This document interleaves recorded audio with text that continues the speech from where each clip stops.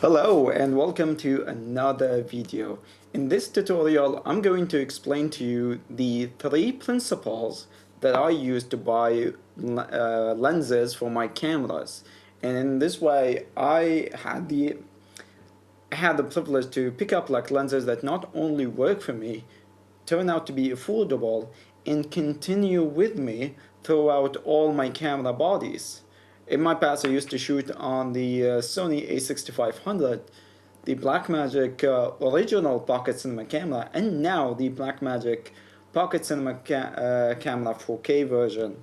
And I haven't gave up on any of my lenses.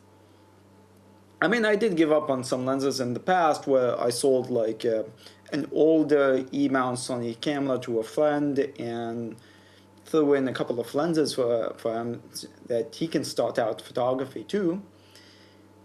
And a couple of other, lenses way from the past before I took any of this seriously, where I gifted the whole thing, camera lenses and all, to another friend. So let's dive in. So why am I boiling this to three principles? Is because I love every other thorough YouTubers out there like Gerald Undone and Peter McKinnon and everybody else, but for me, I find if I focus on 20% the 20% factors that give me the 80% results, I have less to think about, less decision making, and I can control the majority of my results with 20% of the factors that I look out for. And that's going to mean that I'm actively giving up on some features. And I'm perfectly fine with that because it fits my needs and workflows. And I'm going to show you now. Now the three principles that I work with are marry your lenses, date the bodies, pick a minimum f-stop, and don't go above it, and a catch-all zooms. Now these are things that I learned throughout my past, building my kit, building my collection, experimenting and shooting. I've been shooting for broadcast for the last 4 years.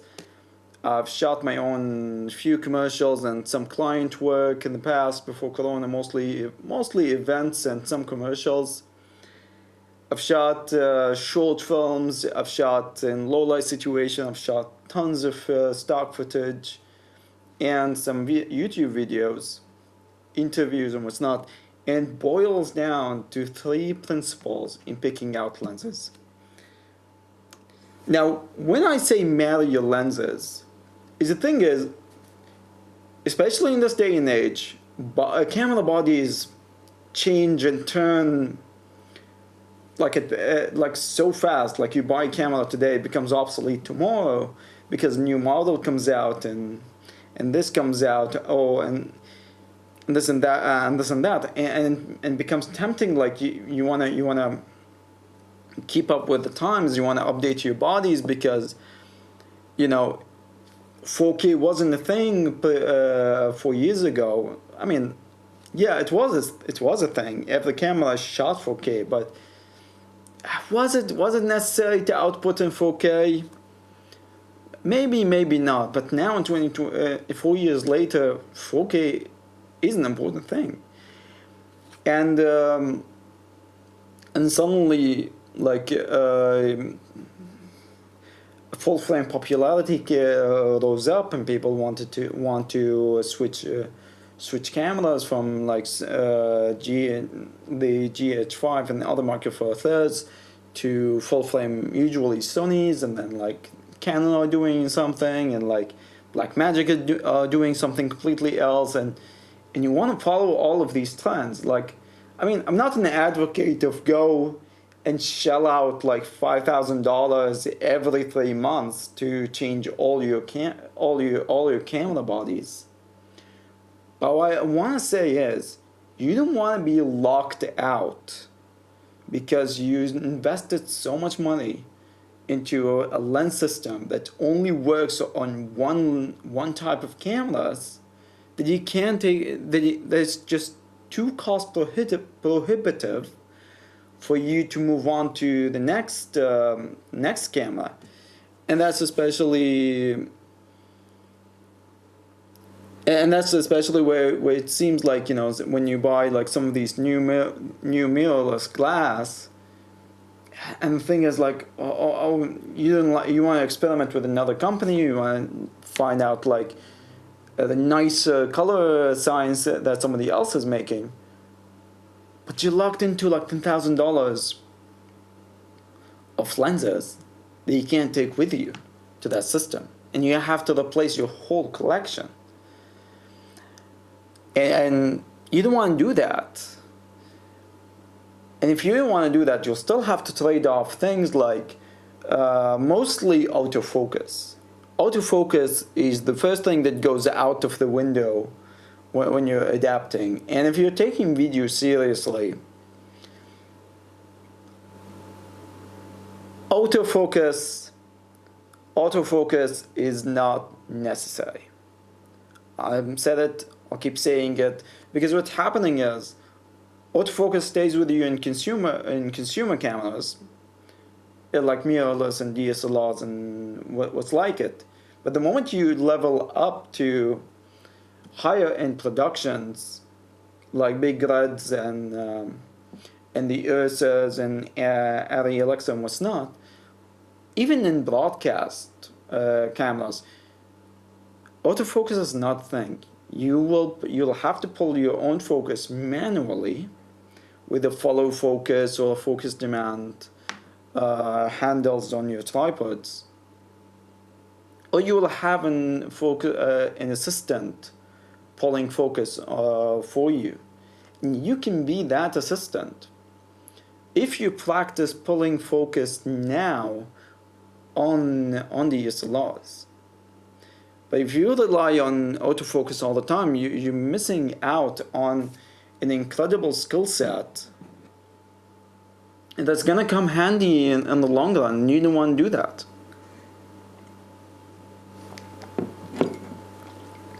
Autofocus, and with time, if you need autofocus or what's not, like you can have like one lens that you use for these situations, but then like you have a bigger collection that follows you from one camera to camera, and it just like gives you flexibility.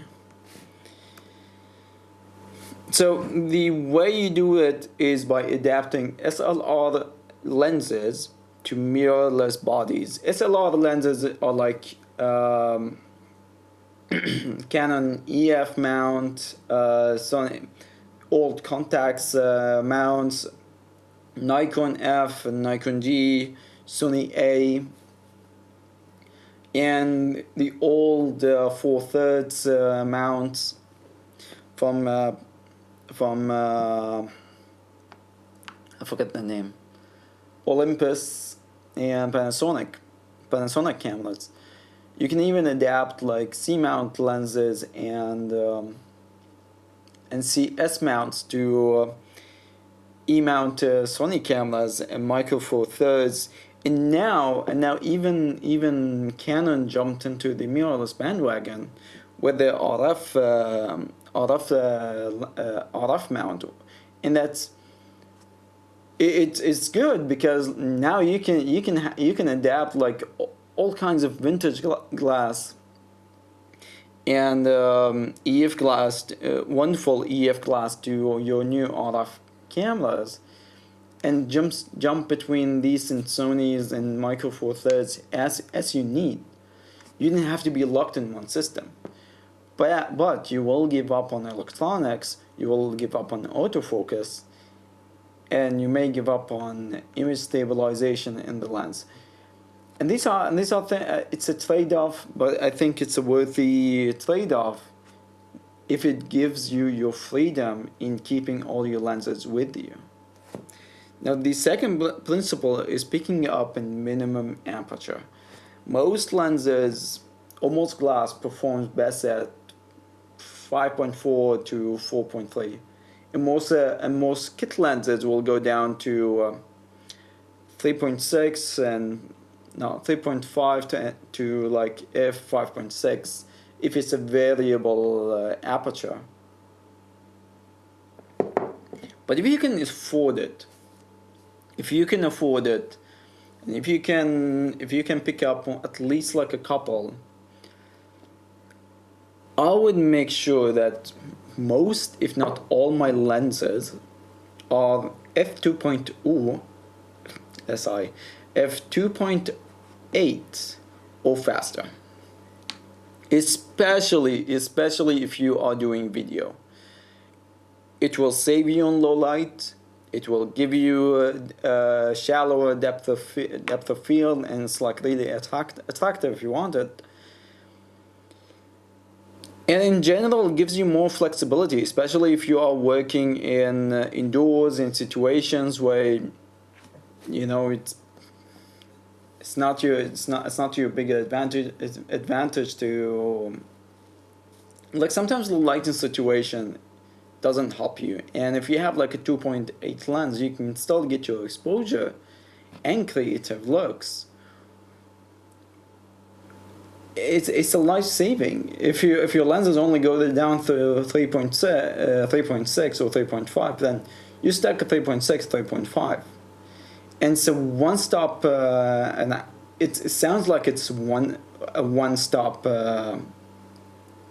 difference, but it really makes a difference in practicality.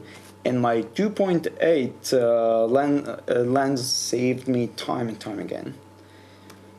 And my last point is, zoom lenses are your friend. Okay, like in the past, if you look at like lens engineering and the mathematical formulas that goes into it, it is complicated. It is complicated for every piece of glass, and each piece in each lens distance from the other lens. And when you're creating a zoom lens, you're stacking 8 to 11, sometimes 15 pieces of glass behind each other, and you have to make sure that they all work together. So the math becomes insane. So in the past, it was always easier to get better results with prime lenses that don't zoom and have like fewer pieces of glass than you would if you're using big zoom lens and it has like a crazy amount of glass into it. That was before before lens design software. Now you have lens design software, the science is better, the technology is better. You can still get fantastic results from a good zoom lens. And a zoom lens like a good 17 to 50 range will work on most APS-C cameras and Micro Four Thirds cameras if you adapt it to them. It's a fantastic range to have. It's almost catch-all, and then you can add to your kit 70 to 200, or if you like need a longer range, you can add like something bigger to it too, or like an extender. But I would start here with a 17, 16, sometimes 18 to 50 at a 2.8. It's a little expensive, so you want to have it in a mount that allows you to adapt it to every other camera that you have or that you're going to purchase in the future, so it lasts with you. And you can always throw in primes as you progress, as you experiment, as you find that you like a look of a certain focal length more than others, then you want to like throw in a prime for a challenge and things like that. You can always do that later. But this is starting point. These are not rules set in stone. Like nobody's going to judge you or tell you off if you don't follow these ideas that I'm putting out here. These are ideas that achieve a specific purpose of having the most amount of results with 20% of the lenses that you can ever get. And it's an idea that I work with in multiple areas of my life. I always look for the 20% that gives me the 80% of my results. And these are like the 3 points that gives me 80% of my results when I'm in photography and video making. And you also don't want to like break the bank, because you know how much money are you going to throw on for the most part, for most people, a hobby. And you wanna like, so you wanna pick up like a good zoom lens that kind of carries you in every way you go. I shoot a lot outdoors. I shoot a lot in a run and gun situation. Changing lenses is just not going to happen. Because like, you know, I'm out on a beach, or I'm out in the desert, I'm out here and there, so it's essential, it's life-saving if I can switch between focal lengths and apertures without having to change lenses. I have a set of primes, I enjoy my primes, but I still think, but what I use the most is my Zoom 2.8. So, to recap, you want to marry your lenses by picking up DSLR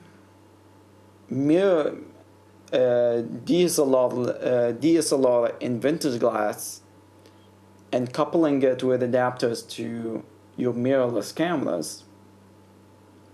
So you can switch out your mirrorless bodies and you keep all your lenses with you, and this way you're not locked into changing a camera.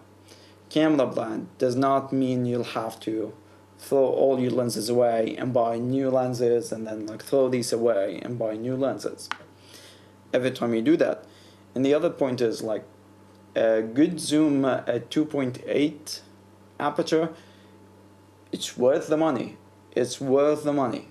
2.8 is a little bit expensive because it is worth it, and in the value that generates for you in terms of ease of use, picture quality, life-saving low light performance, especially for video, because you didn't have the luxury of just like putting your camera on a tripod and exposing for like, you know, an hour if you have to. There's no substitute for fast glass, especially if you're working in video.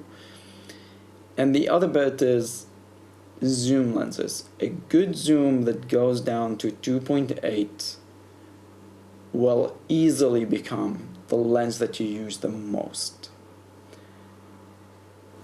in all your shoots. And then like primes become specialty tools that you add in here and there. Now, if you enjoy this